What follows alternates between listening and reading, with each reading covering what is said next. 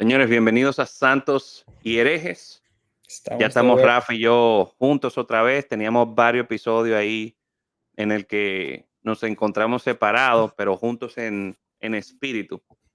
Tuvimos buenas oportunidades, bonitas oportunidades de estar compartiendo con personas, diferentes entrevistas, que esperemos les haya gustado.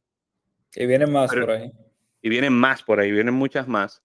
Pero el día de hoy ya estamos juntos, estamos de nuevo y vamos a tocar un tema que compartimos en las redes sociales. Hablamos un poquito de esto, estuvimos tal vez como, diría yo, cuestionando y agregando un poquito más a toda la situación que creo que ya muchos a este punto tienen que estar enterados. Por un lado, creo que los carismáticos están enterados por el dolor que causó la noticia. Sí, Por otro lado, hay muchos que hay que admitir, están contentos o en cierta forma se pusieron felices es porque increíble. pudieron, ¿cómo Por fue? fin probamos que Mike Bickle era un falso.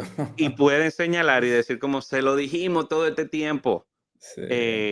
Y es el tema de la caída de Mike Bickle. No nos vamos a concentrar en las acusaciones, no nos vamos a concentrar en los hechos que ya han sido en cierta forma probados. Eso Sí. terrible que pasó, ¿verdad? Personas que fueron víctimas de abuso, de abuso Sexual. no solamente sexual, sino también espiritual por parte de De Mike Mike. Bickle. Y También como todo un abuso movimiento, sexual a menores también. abuso sexual a menores, Sí. y como todo un movimiento se ha visto dañado por Ujú. por los actos de esta persona en el pasado. Pero no nos vamos a concentrar en eso, porque la realidad es que, digamos que ya hay demasiada noticia, demasiadas personas, pero nos vamos a concentrar un poquito más en lo que es la caída, ¿verdad? De todo este movimiento de la Casa Internacional de Oración, este movimiento de oración que se ha visto atacado por esta situación. Que, Em, ¿Sabes, Sam? Yo creo que yo no llamaría caída del movimiento de oración. Yo creo que el es movimiento de cierto. oración recibió un golpe fuerte porque al día de hoy siguen activas las mayoría de la casa de oración que yo conozco. Y, o sea, Yo diría más, hay, ¿tú sabes qué? Es como a la credibilidad del origen del movimiento, más que otra cosa. sí, pero ¿sabes? Déjame hacer una distinción. Yo diría que los movimientos que nacen a partir de IHOP, porque hay otro movimiento de oración 24/7 que dirige otra persona que no, está totalmente, vamos a decir, ajeno a IHOP, creo que se llama Pete Greig, con 24/7 Prayer, que es más de una línea anglicana de oración. No es, no es como lo que, o sea, son modelos parecidos, pero tienen orígenes muy diferentes. Yo siento que el que recibió el golpe fuerte de verdad son las casas de oración que se inspiran en lo que pasa en IHOP para instalar sus casas de oración. Y creo con esto es interesante ver el surgimiento, ¿verdad? De cómo inicia este proceso y no solamente cómo surge, sino las alertas que se levantaron en un principio. Cabe decir de que IHOP en su origen, ¿verdad?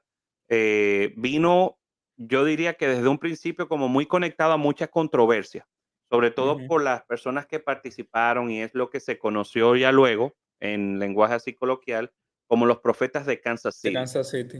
Un Sí. grupo de personas, ¿verdad? Que se entendía que tenían el don profético en momentos, ¿verdad? Digamos de oración, donde de manera orgánica se unieron. No fue que salieron de la nada. Esto cabe aclarar. Pueden investigar un poquito más porque por tiempos esto es una historia bien larga.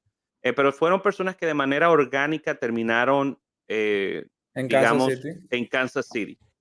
Entonces, mediante profecías, mediante sueños, mediante visiones, ellos, digamos que presentaron este proyecto. Y estamos hablando en periodo de tiempo. No fue que todos al mismo tiempo acordaron decir algo, sino que en Ujú. distintos momentos estas personas dieron distintas palabras que terminaron formando toda esta idea de una casa de oración 24/7 que se conectaría con Asia y que se conectaría para orar por Israel.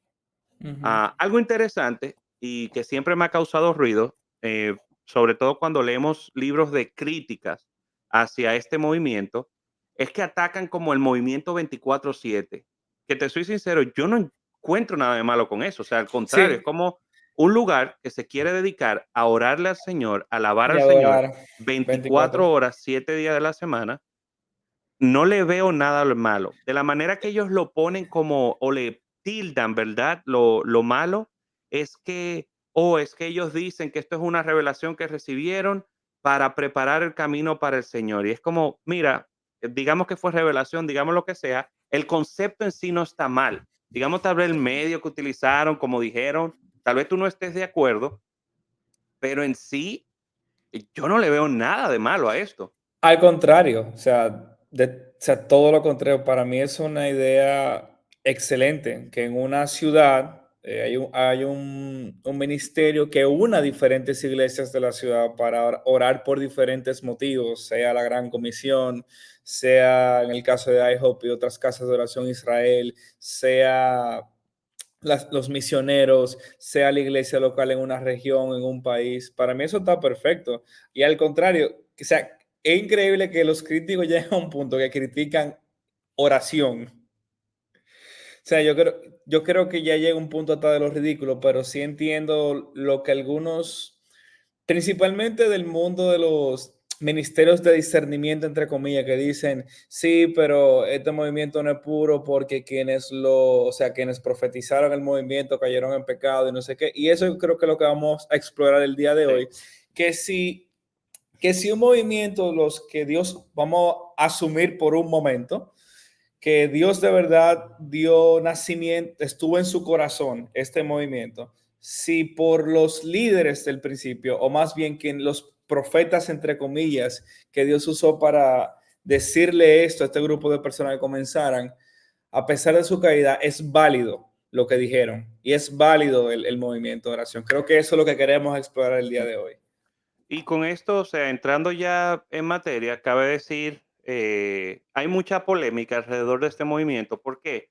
Surge al mismo tiempo de que surge toda esta idea, ¿verdad?, de la restauración de los 5 ministerios. Es un movimiento, digamos, del movimiento apostólico, de todo como que dio forma a todo este movimiento apostólico, como decíamos, basado en Kansas City.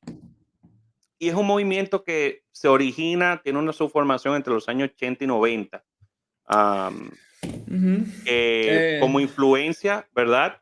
Tenemos al conocido ya pastor Mike Bickle, pero Mike Bickle no era considerado uno de los profetas. Mike Bickle fue Ujú. como la persona en que los profetas depositaron, ¿verdad?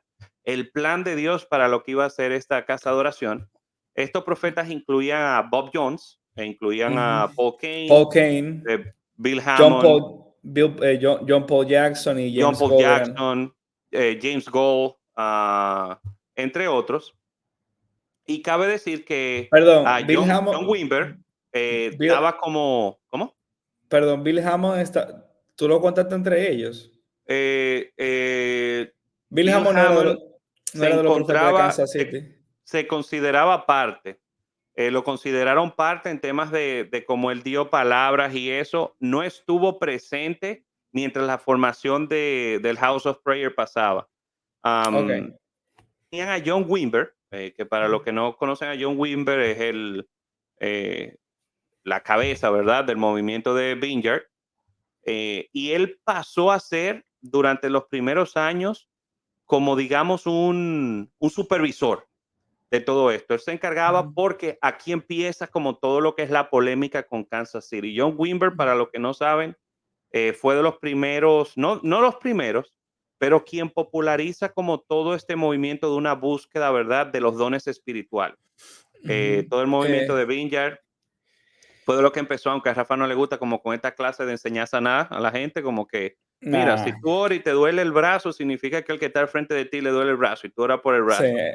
Bueno, si tú quieres, yo puedo otra versión de la historia, porque tú siempre vas con tu odio. ¿Qué pasa? O sea, lo que se entiende como el movimiento carismático de tercera ola, ¿verdad? Comienza o el más grande proponente fue John Wimber y lo que en inglés se conoce como la Vineyard, en español las iglesias de la viña. John Wimber es recordado por personas como Wayne Grudem, como Jack Deere, como Sam Storm, como una persona que intentó buscar el balance entre la palabra y el espíritu. O sea, iglesias que predicaban de forma expositiva. El mismo John Wimber estaba educado en Fuller, o sea, y su licenciatura no me acuerdo dónde la sacó. Y también era alguien que venía del mundo de los Calvary Chapel, que era la iglesia de Chuck Smith, y eran pentecostales solamente de boca, no era como que los practicaban, y John, eso fue lo que hizo la separación entre John Wimber y Calvary Chapel. Y vamos a decir que él fue de los primeros en popularizar el aplatanar, decimos en República Dominicana, o traer a la tierra, Facilitar, como poner en fa- forma fácil. ajá, de forma fácil lo que es la práctica de los dones del Espíritu, ¿verdad? Pero yo siento que el don o el tipo de don que más se movía entre ellos era el de palabra de ciencia y con respecto al tema de sanidad. O sea, ellos eran muy de sanidad, muy de liberación, muy de lenguas, interpretación de lengua, pero profecía, donde, o sea, lo más que tuve de profecía entre ellos eran palabras de ciencia con respecto a orar para sanidad. No era lo que, por ejemplo, empezamos a ver con los profetas de Kansas City. Lo que Entonces, pasa... Ah, no, pero... ahí que tú haces, porque sí quiero hacer una aclaración y las personas pueden investigar ya luego.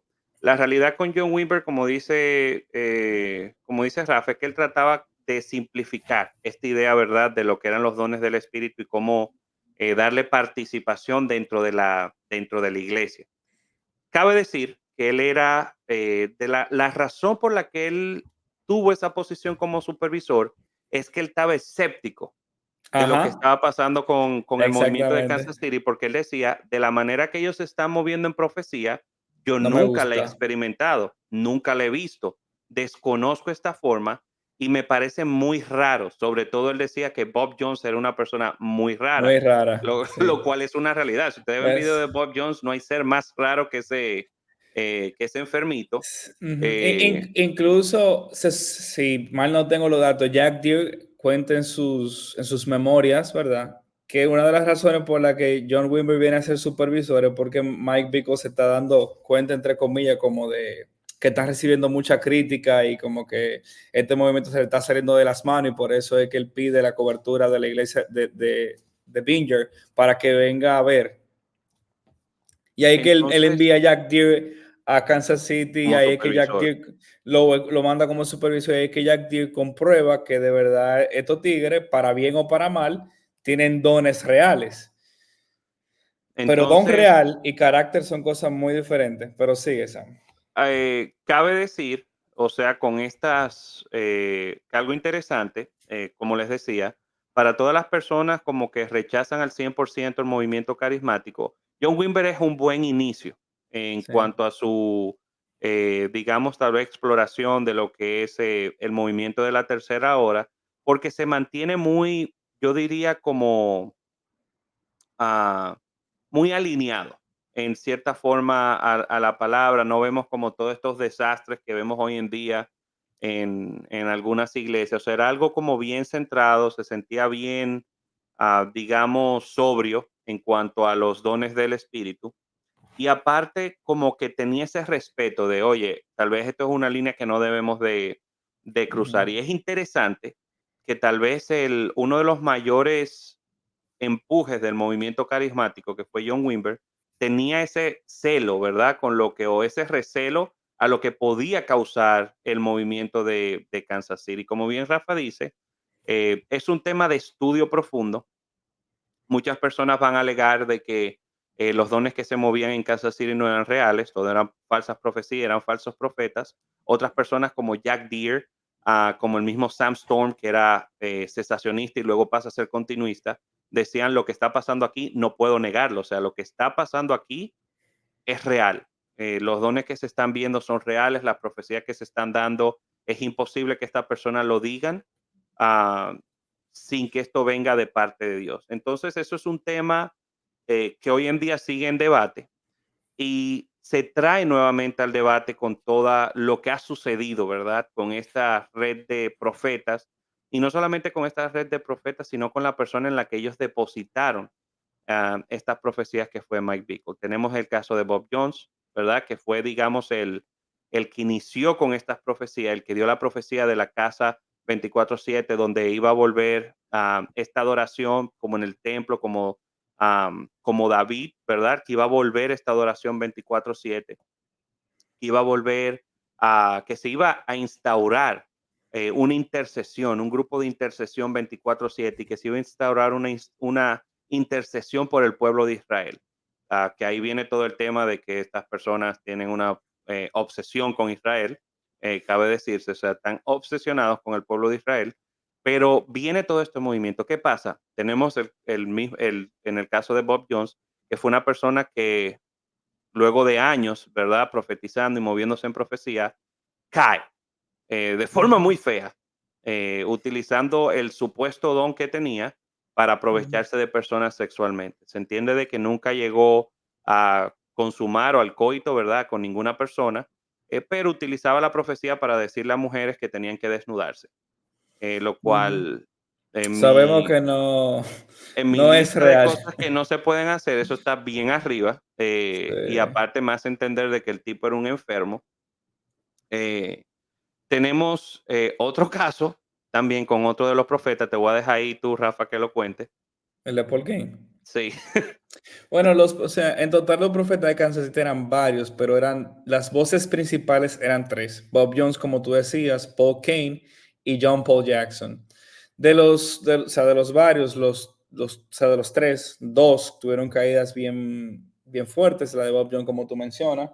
Fue tan fuerte que Mike Bickle nunca le cedió un púlpito de nuevo a Bob Jones, ni no siquiera lo dejó para que volver a... no lo dejó volver a ministrar nunca. Pero lo de Bob Jones pasa en los 90. Ujú. Lo de Paul Kane se destapa en el 2004. Estamos hablando de ya casi 14 años, ¿verdad? Desde que este movimiento empieza o está en su punto, en su eje, no sé cómo decirle. Paul Kane resulta y viene a ser al caso que es alcohólico y aparte de alcohólico es homosexual. Le gustaban los varoncitos. Sí, Jack, Los no, no te varoncitos ríes. y jóvenes Y le jóvenes, gustaban. sí. Jack Deere, que hemos mencionado mucho y pueden buscar su libro de ¿Por qué estoy sorprendido por la voz de Dios? Él toca ese tema, donde él dice que ahora mirando en retrospectiva, él entiende por qué los asistentes de Paul Kane todos eran jóvenes de entre 20 y 30 años y bien como, tú sabes, bien Bien portados. elegantes, bien portados, bien elegantes, bien, bien famosos.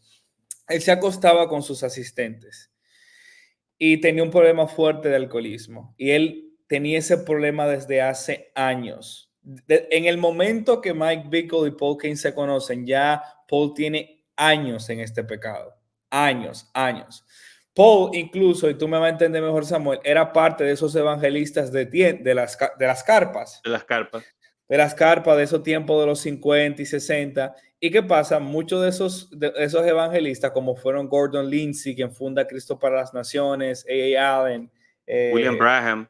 William Braham, supieron de su vida oculta de pecado y lo excluyeron. Y por eso él desaparece por mucho tiempo de la palestra pública hasta que llega a Kansas City y resurge otra vez.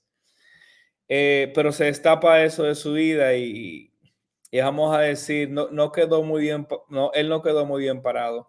Incluso se dice que cuando ya, por lo menos yo no estoy claro si ya llegó a arrepentirse al final de su vida, pero si llegó al cielo, llegó en una nube muy oscura. Llegó rayando. Si llegó rayando. Y no sé si tú quieres que hablemos de John Paul Jackson, porque él nunca se le descubrió nada. La O tú realidad quieres. con que eso es algo a decir es que, bueno, por lo menos uno de tres no se ha visto en ninguna caída, no se ha Sí, visto con ninguna, él murió. John Paul Jackson murió en el y 2015. no se vio con nada, o sea, no hay nada que le pise, no es como Rabbi Zachariah, que luego de que murió salieron personas diciendo que lo ha acosado sexualmente. Al día de hoy quedó John limpio, Paul, sí, quedó limpio. quedó limpio sin nada, ni cola que le pise. Tal vez para muchos la única cola es que fue parte de este movimiento de Kansas City, lo cual es absurdo, ¿verdad? Pensar de esta forma. Pero cabe decir que en todo este movimiento se deposita, ¿verdad?, la confianza Ujú. o el mando a lo que es Mike Bickle, que vemos ya luego de que en estos días salió, bueno, estos días no, hace varios meses salió toda la información de lo que ha pasado con su vida. Y lo interesante, Rafi, no sé si a ti te llamó también la atención, es que en el estado en el que estaban viviendo moralmente todos al principio de Kansas City, resulta de que todos los que participaron, con excepción del último mencionado, Son estaban en Polanski. pecados similares, eran pecados, ¿verdad?, de inmoralidad sexual. Ujú, sí. Entonces, interesante es, y a mí me marcó mucho el hecho de que cómo Mike Bickle fue tan rudo, ¿verdad?, Con Bob con, Jones y con con Paul. Bob Jones, y con Paul Kane. En el caso de Paul Kane se entiende porque Paul Kane como incluso lo negaba. Él decía que nada de eso estaba pasando. Él nunca quiso admitir que en realidad eso fue algo Ahora, y Bob Jones, fue a él que no se lo arrepintió. atraparon. Él, Bob él lo Jones presentó. confesó, fue el que a él no le descubrieron, él mismo fue, confesó, se arrepintió, lo restauraron al Señor, pero no le volvieron a dar el púlpito. Para que Y tú veas con que... eso te deja saber de que por lo Ujú. menos hubo un arrepentimiento real de esta persona, de Bob Jones, no de Paul Ok. Kane. Cabe decir también que a mí me pareció muy irónico el hecho de que él fuera tan rudo con Bob Jones cuando él mismo había estado viviendo en esos pecados. Ujú. Am, entonces, algo que trae a la conversación, porque en cierta forma esto causó, y hay que admitir, una caída, se demostró que se había construido, ¿verdad? Como ya el cimiento estaba horriblemente mal, esto causó muchos problemas donde se ha ido desatando ya poco a poco una cultura, ¿verdad?, de abuso espiritual, una cultura de ocultar el mal dentro de la congregación, donde hemos visto Misty Edwards cayendo también, o sea, una adoradora que se entendía que era, eh, que iba a ir al cielo en una nube en cualquier momento de tan santa que era. Pero Kevin hemos Putz visto también. eh, la caída de muchos de estos líderes dentro del círculo de ancianos, cómo ocultaron este pecado, cómo trataron en cierta forma de ocultar, ¿verdad?, la vida pasada de Mike Bickle, de ocultar lo que sucedía dentro de la congregación. Y creo que eso ha afectado bastante lo que es IHOP, o sea, ha perdido mucho respeto en los círculos carismáticos. Personas como vemos como Michael Brown, el mismo Jack Deere, Sam Storms y otras personas haciendo de manera clara su posición en cuanto a lo que es IHOP y el movimiento, al punto de que incluso Jack Deere en sus últimas observaciones dice que él duda de la veracidad del movimiento completo y de que si Sí. realmente fue construido eh, por palabra de Dios, de que si realmente Dios fue el que pidió que se hiciera esto o fue simplemente una manipulación de Mike Bickle y estas tales personas llamadas los profetas de Kansas City. Es Y lo, increíble y lo está llegar como a este diciendo, punto. no, o sea, y lo está diciendo un carismático practicante. Esto no es un sensacionista lleno de resentimiento que lo está diciendo alguien que cree en los dones, alguien que escribe estos temas y que vivió la época de los Durante profetas de Kansas esa City. época. O sea, que ya tú sabes el daño que puede causar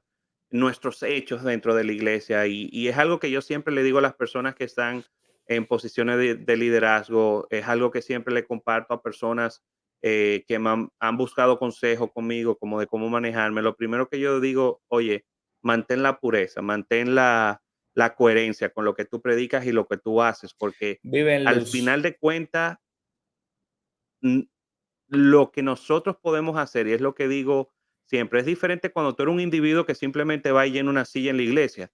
Tú caes y no hay problema, que siempre se habla como de esto, como que bueno, pero los líderes también pueden caer. Sí, la diferencia es que si el que está en la silla cae, cae el de la silla. Si cae un líder, cae el líder y muchísima gente que están debajo de él.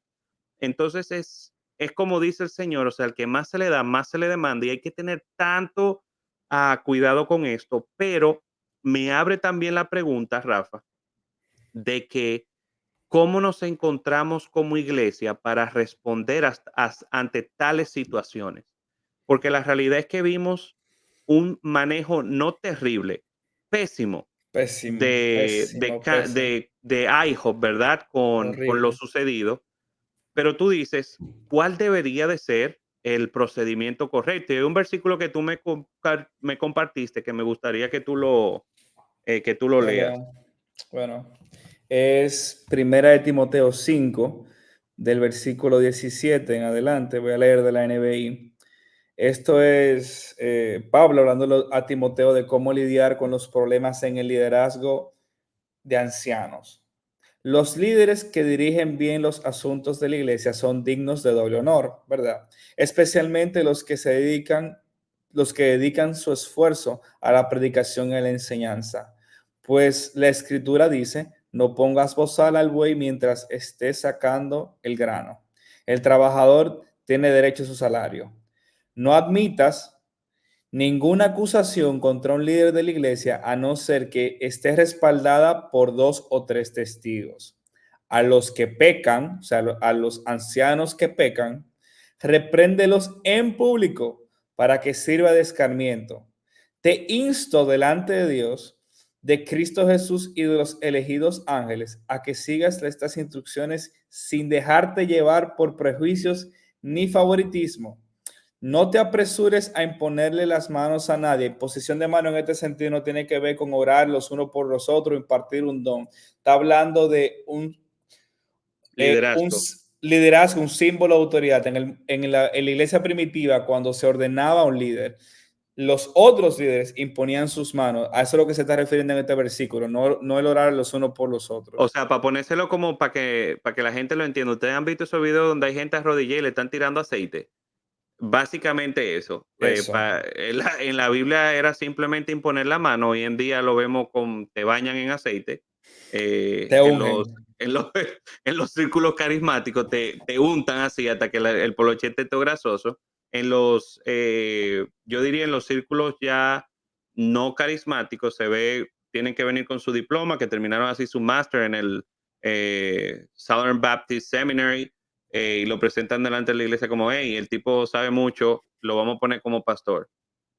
Bueno, o sea, al final él da como un tipo de advertencia. No sea que al tú hacer esto, al tú imponerlas, o sea, al tú entregar el liderazgo a alguien de forma suelta, no sea que te hagas cómplice de pecados ajenos, consérvate puro. Interesante, o sea, como vemos en la Biblia, o sea, este llamado, ¿verdad? Al cuidado, ¿verdad? Me encanta como Pablo inicia a mí me gusta mucho porque él inicia dando unas palabras sabias en cuanto al servicio, ¿verdad? De las personas y los ancianos, donde muchas veces perdemos como esa parte de un honor sano. Y voy a hacer una aclaración con lo sano, porque no es un honor de endiosar a la persona o como vemos hoy en día de no toques al ungido. Es un honor de que yo no voy a levantar falsas calumnias de esta persona si de verdad no hay hechos que avalen lo que yo estoy diciendo. O sea, yo voy a honrar la veracidad de esta persona, se va a honrar, como decía, doblemente. Cuando él habla ahí es con un pago, realmente, o sea, lo que Pablo indica es que estas personas merecen tener una vida digna. O sea, de que Una nosotros remuneración como económica. congregación le podamos brindar a nuestros pastores una vida digna, donde ellos no primero rechacen el evangelio, ni se vean tentados incluso a malutilizar los bienes. O sea, el deseo de cada uno de nosotros o mi deseo personal es que mi pastor viva bien. O sea, que yo vea a mi pastor cómodo. No estoy diciendo de que sea un pastor que ande en Lamborghini o que ande, ¿verdad? Y que en un Corvette ni nada por el estilo, pero es que viva acomodado, de que él no niegue el evangelio, no se sienta en esa posición de tener que malutilizar los diezmos y ofrendas, pero que tampoco viva una vida que llame la atención, de que todo el mundo esté criticando por el estilo de vida que está llevando. Entonces es una vida digna, es digna del llamado que se les ha dado.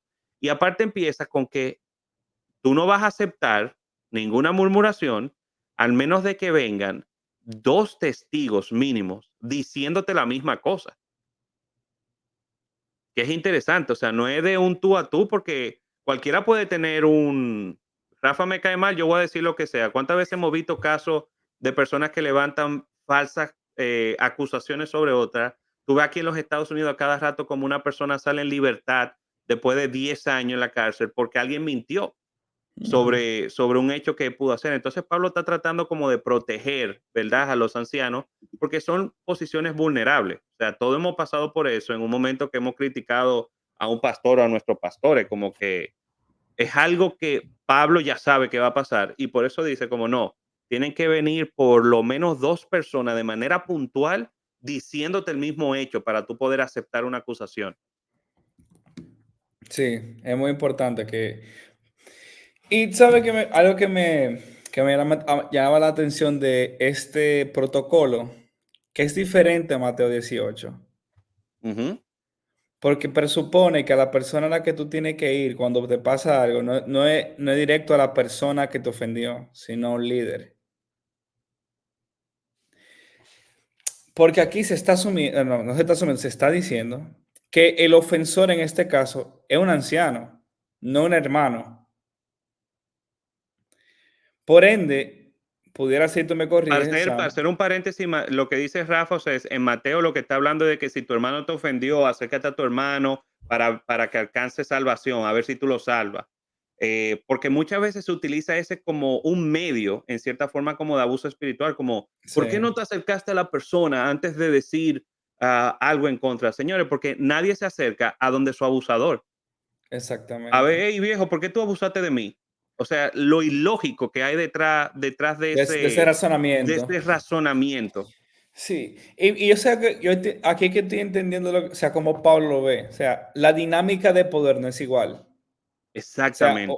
un hermano y un anciano son cosas diferentes. De hermano a hermano, Mateo 18. O sea, él como que nivela la situación. Mateo 18 nos da un nivel a la situación, porque incluso él dice que si tu hermano te hace caso, busca a los líderes de la iglesia. Ahí te está poniendo que los líderes son, son Una posición de externos, autoridad. Son ajá, externos y están por encima. y están por encima a un conflicto de pares. Aquí no te está hablando de un conflicto de pares. Aquí te está hablando de una persona que está por arriba de ti, que te ha pisoteado o te ha hecho algún daño, a quien tú debes ir en ese sentido. En este caso, es a otro líder que sea su par, el par de él. Y que para poder aceptar esa acusación, deben haber más testigos. O bien, ¿cómo nosotros manejamos eso hoy en día de que digamos que no hubo testigos y solamente tú lo viviste, ¿verdad?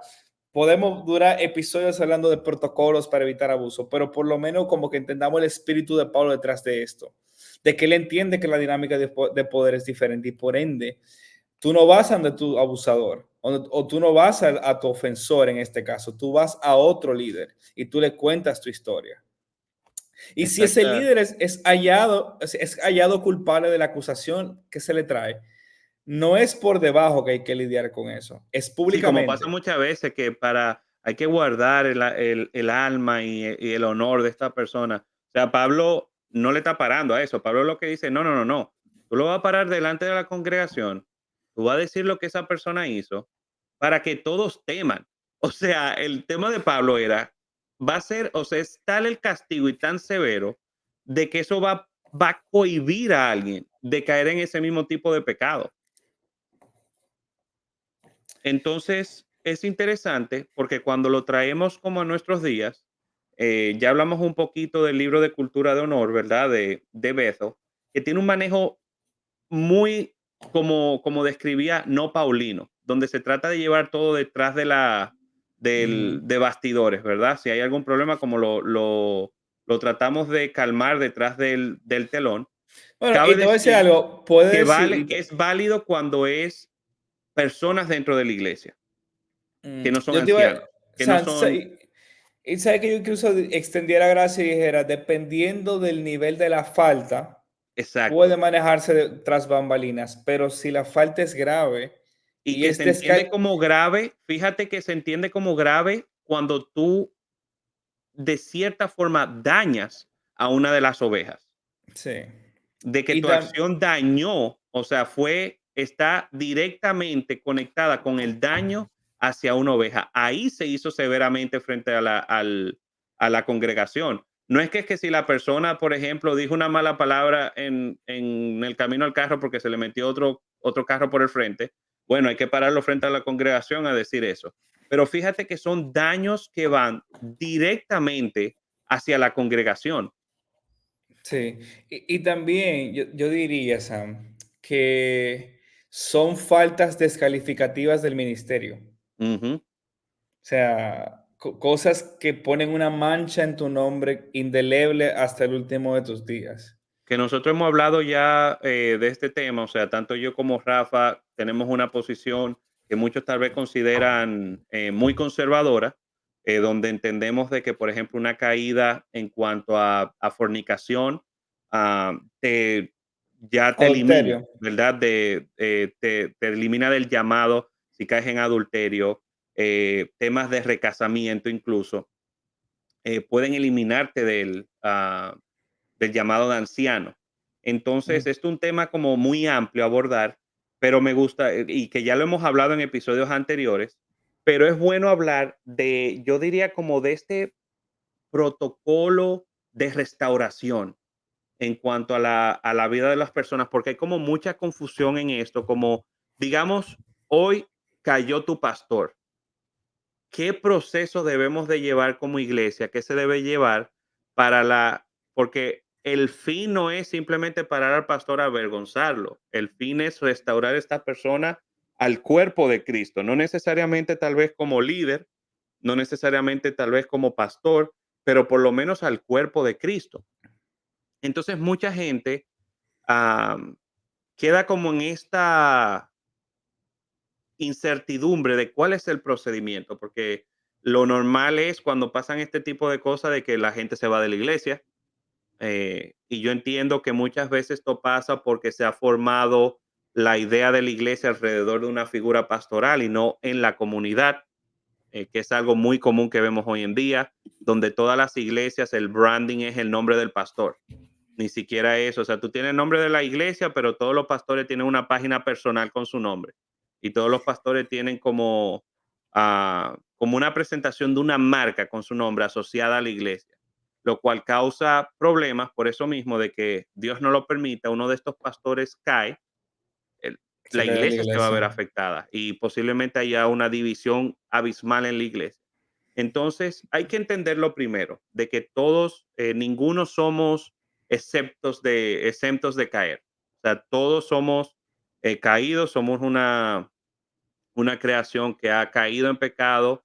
ah, Estamos llenos, ¿verdad? De este mal que nos persigue, como dice Pablo, de que queremos hacer lo bueno y no lo hacemos. Y ninguno estamos exentos de caer. Y hay que entender de que hay que mostrar gracia, igual que como nosotros caemos, ellos pueden caer, nuestras autoridades pueden caer de igual forma. Pero ¿cuál sería el proceso, y tú dirías, Rafa, de una restauración? O sea, tenemos una persona que, y voy a poner un ejemplo drástico, porque si nos vamos muy ambiguo, como que, bueno, la persona vio Game of Thrones y había una escena desnuda. Y bueno, ¿qué vamos a hacer con este? Vamos a hablar de un ejemplo drástico. El pastor cayó en adulterio. Ujú. ¿Qué hacer en ese caso?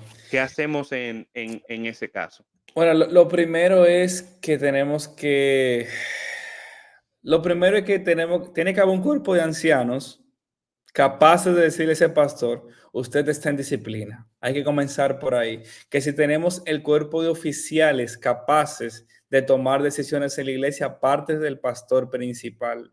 Eso es lo primero que tenemos que revisar. Porque en muchas iglesias a veces eso no pasa. A veces lo que el pastor principal diga, eso es lo que va. Y no hay manera de llamar al pastor a capítulo. Y tenemos que preguntarnos si eso es un modelo sano de gobierno de la iglesia. No un modelo perfecto, pero sano y eficiente, ¿verdad?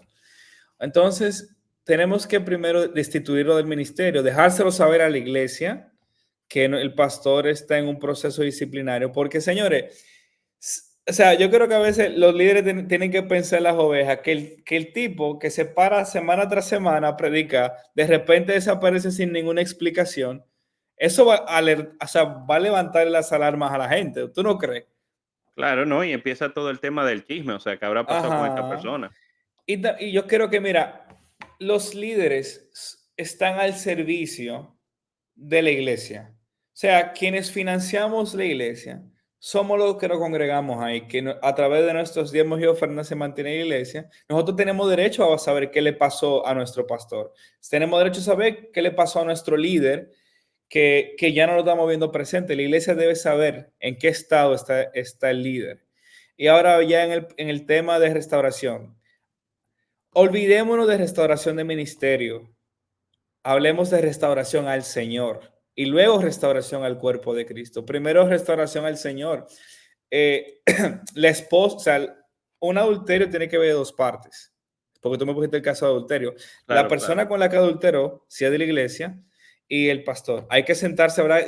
Separado por los dos a entender qué fue lo que pasó, qué permisos tú te diste para, o sea, qué líneas tú cruzaste, dónde no fuiste sabio para identificar cómo, o sea, el pecado adulterio, en este caso, no nace de la noche a la mañana, es mala decisión tras mala decisión, tras mala decisión. ¿Dónde comenzó este ciclo?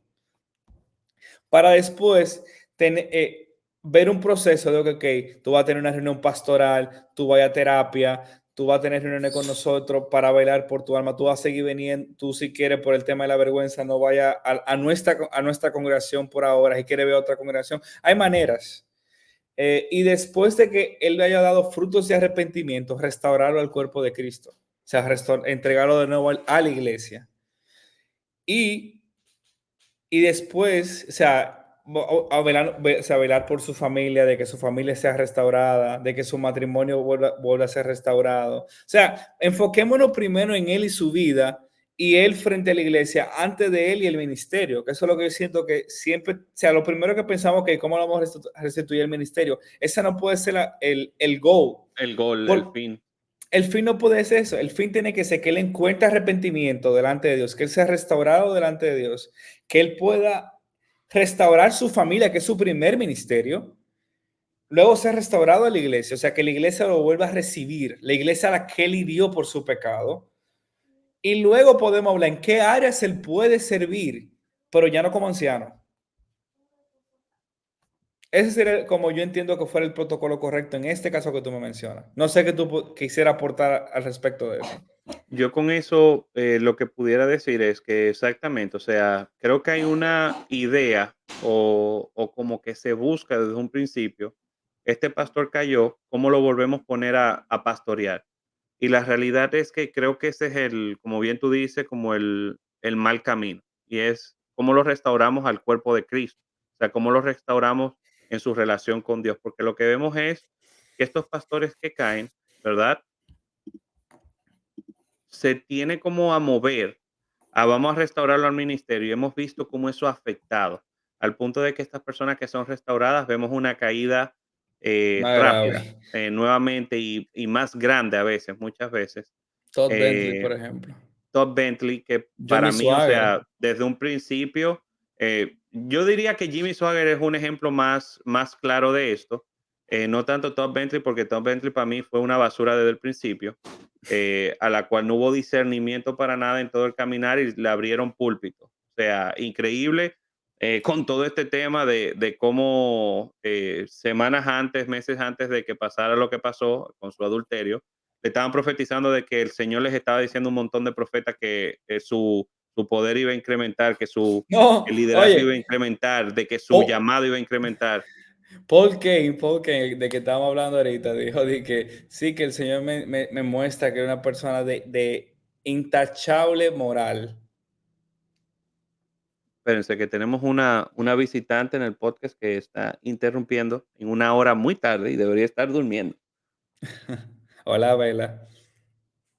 Ya se fue. Tú decías Paul Kane. Que Paul Kane que le profetizó a Todd Bentley que, o sea, como que tú eres una persona de excelente carácter y moral intachable.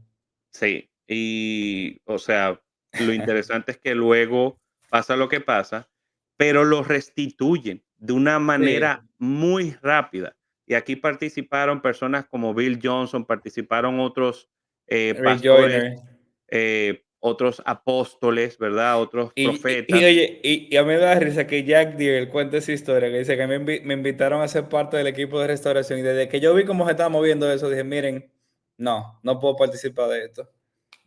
Participó la profeta esta, la que mueve la cabeza, sí, yo no sé si tú la, ¿Cuál es esa? no sé, ella es rubia, pero toda su profecía se la pasa moviendo la cabeza, sí. Ah, en Pero fin, nada, en fin, o sea, es interesante, la persona comete adulterio, se queda con la mujer con la que comete el adulterio, lo cual, a mi entender, y lo que dicen las escrituras, significa de que tú continúas en adulterio, ya lo eh, saben.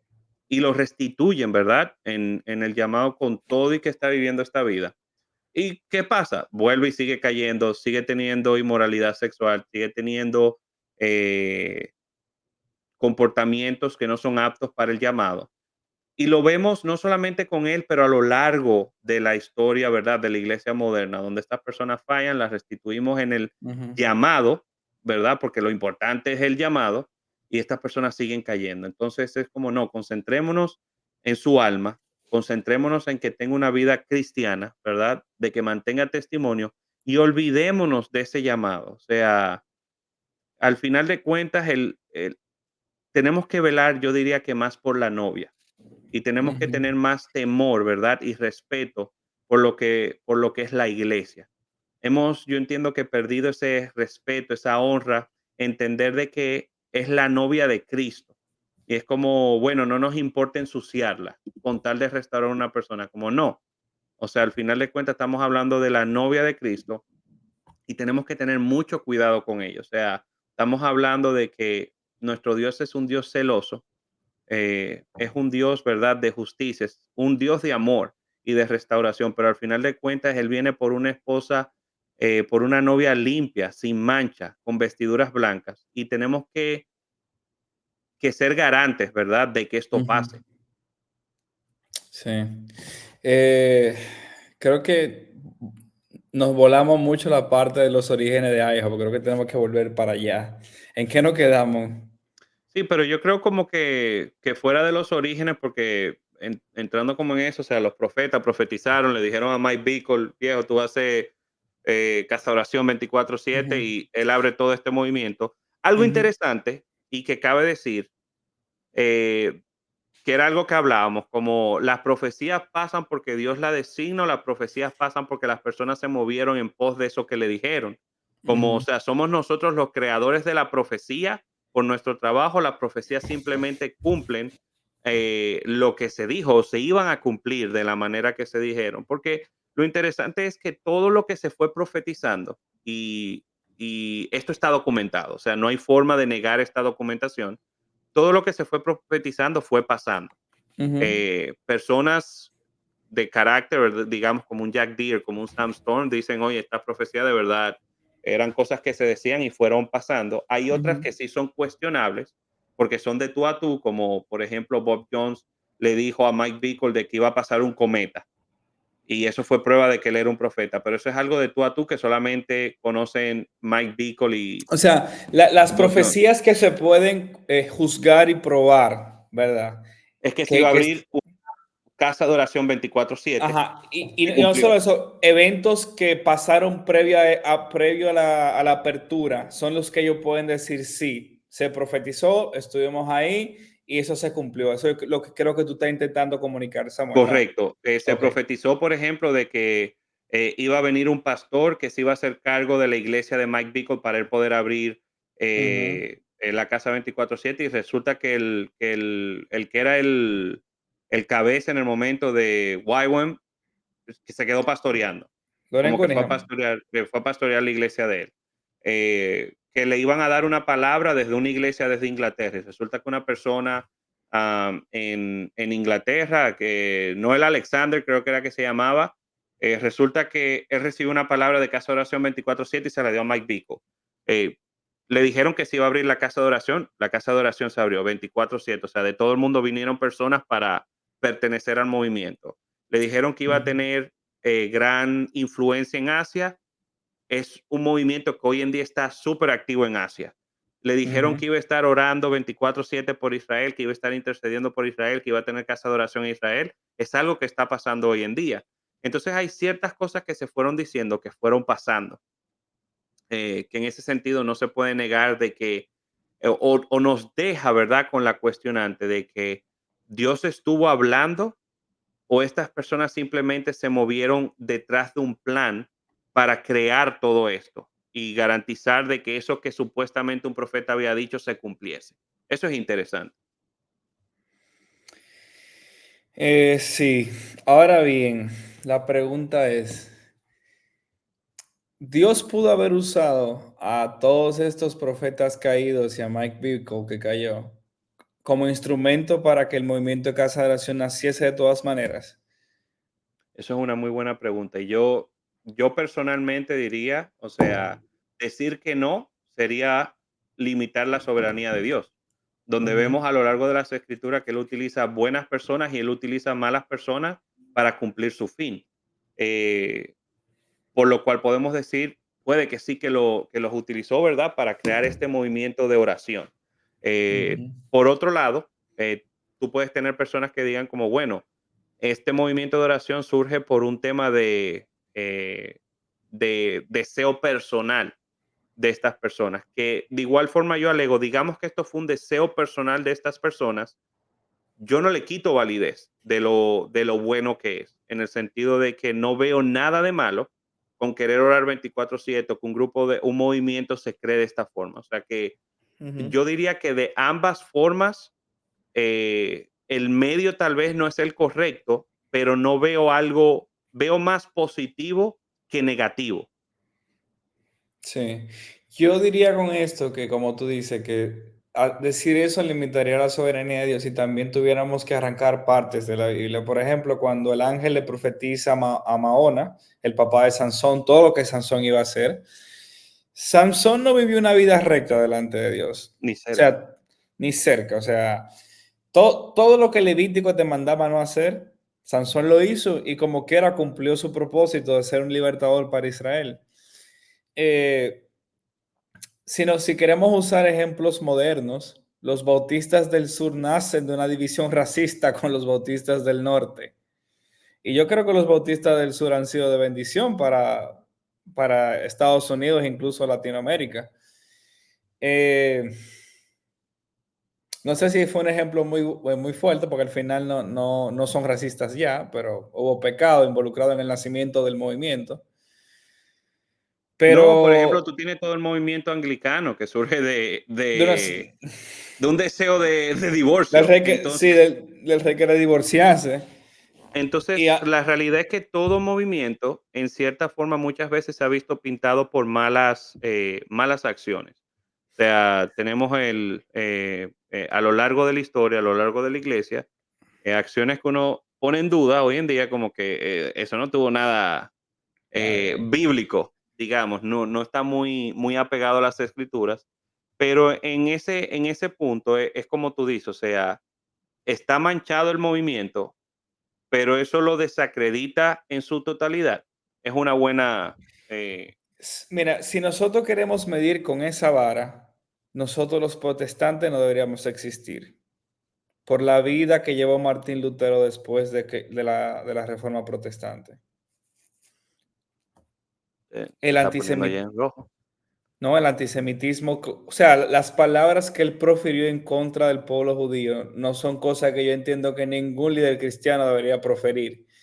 Las cosas que apoyó, o sea, pueden leerlo. Hay un libro que se llama Nuestras manos están manchadas de sangre por el doctor Michael Brown, donde ahí se habla de todo el antisemitismo de ese señor. De decir que si yo quisiera que mi espada se embriague con la sangre de alguien, tiene que ser con la sangre de los judíos. Quemémosle las casas. Que me more las casas. Incluso hay en una iglesia luterana en Alemania, creo que hay una descripción gráfica que a mí o sea, me da tanto. Tú sabes que para los judíos el cerdo es un animal impuro. Ujú, Frente a la iglesia, o sea, si mal no tengo la de luterana, hay un rabino comiendo el excremento de un cerdo. de un cerdo. O sea, Sí. esas son las ideas que Martín Lutero Eran medio bullying propagó. los luteranos con los judíos, pero en sí eso es lo que quiere decir, o sea, no necesariamente las manchas, ¿verdad?, de una persona o de un ministerio tumban la totalidad del movimiento. Hay que sacar lo bueno y lo malo. Pero sí tenemos que traer a cuestión Ujú, lo que puede ser cuestionado. O sea, correcto. tenemos que preguntarnos, hacernos preguntas serias de, ok, esto lo podemos validar, pero ¿y esto que pasó acá? Mirando en retrospectiva, ¿fue real o fue manipulación? Mm, Eso es lo que tenemos que hacer ahora con IHOP. Y toda su bueno, historia profética de cómo comienza el movimiento. y yo creo que con esto podemos dar conclusión a este episodio.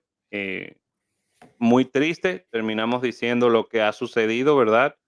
Em, pero es al mismo tiempo, yo diría como una palabra de cuidado para la iglesia, de que el que cree que está limpio, cuide que no 100%. caiga. O sea, el que ve que su camino entiende que está limpio, límpiese más. O sea, creo que es un llamado a la iglesia en general de que sigamos limpiándonos, sigamos buscando esa santidad y sigamos caminando en pos de ese llamado, que terminemos la carrera y que al final todos podamos decir que la hemos terminado con gozo, que resistimos y sobre todo de que guardamos la fe, de que podamos ser aquellos que guardaron la fe hasta el final. Y Bueno, nada, nada.